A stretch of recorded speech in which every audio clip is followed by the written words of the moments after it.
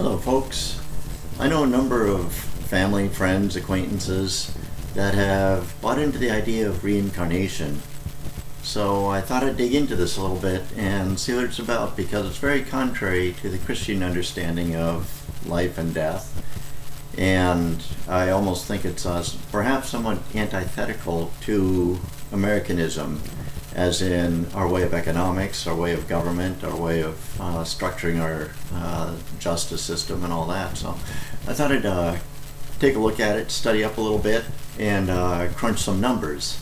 Now, as I think most people understand, New Age religions and so-called spirituality have bought into the idea of reincarnation, but it originates with Hinduism.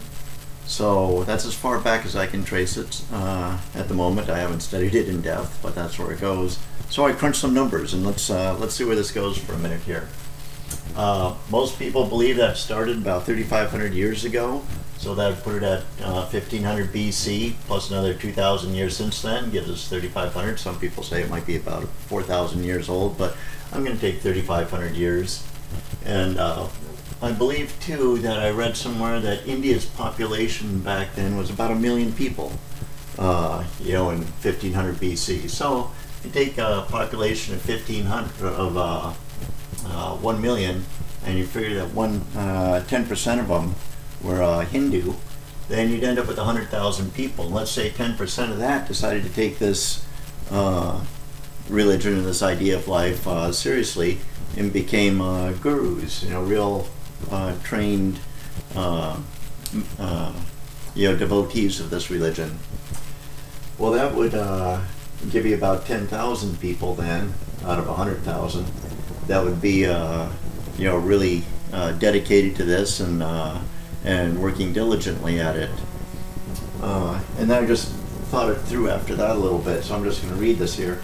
As India's population grew and as Hinduism spread, one would think more and more people would hop on board. One would also expect it to be accelerated by the obvious holiness, power, wisdom, and knowledge of the most advanced masters. Thus, today's India would be the indisputable superpower of all things human and beyond human. Now you would think that after all these reincarnations, well, we kind of crunch some numbers over here. If you take 3,500 years and divide it by a 50-year lifespan, on average over the course of 3,500 years, let's say it averages out to 50 years, that would be 70 reincarnations that these people would go through. Maybe more, maybe less. I've asked people, well, how does that reincarnation thing work? And no one can really give you an answer on exactly how. Do you get reincarnated as another person? Do you get reincarnated as another creature? Is there a period of time of some sort between each reincarnation? And so far as I can find out right now, no one seems to really know how to answer those questions.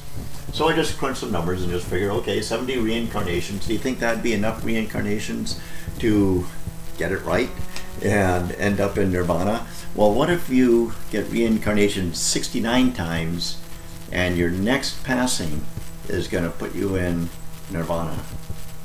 Well, that would mean, from what I've read, you'd have some pretty incredible powers, because these gurus, even today, and going back, seem to have some pretty amazing powers.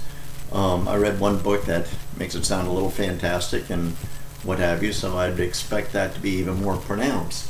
And thus I came up with this idea right here, that these people would, at this point, be really super at the powers that they could perform and the things that they could do. And yet, if you look at it, that is clearly not the case.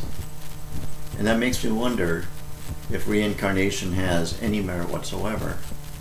And part of that is because I think that anything that anyone accomplishes through the Hindu way, understanding life and reality as Hindus do, is basically what anyone could accomplish in the course of one single lifespan. That there aren't two or three. You don't see a progression of power and knowledge and wisdom and holiness, with each possible reincarnation. Where are these people that should be leading the world in all these awesome things that they claim they can do? that mind over matter and spirit over the physical universe is like a no-brainer. Anyone can do that. And yet, we certainly don't see the evidence of that. Well, I don't put this out there to be antagonistic, but just to spur some thought and think about it before you hop on board with something that's, well, I don't know, I think a bit dubious. Anyhow, thanks for listening. God bless.